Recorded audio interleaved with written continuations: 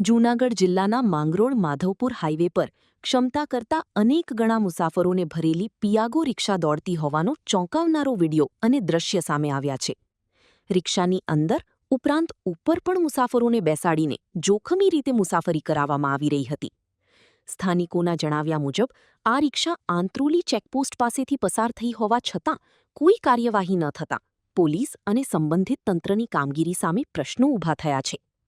આરટીઓના નિયમો મુજબ વાહનની નિર્ધારિત ક્ષમતા કરતાં વધુ મુસાફરોને બેસાડવા મનાઈ હોવા છતાં હાઇવે પર આવા વાહનો બેફામ દોડી રહ્યા હોવાના આક્ષેપ થઈ રહ્યા છે. સ્થાનિકોએ પોલીસ અને આરટીઓ તંત્રને તાત્કાલિક કડક કાર્યવાહી કરી આવી જોખમી મુસાફરી અટકાવવાની માંગ કરી છે.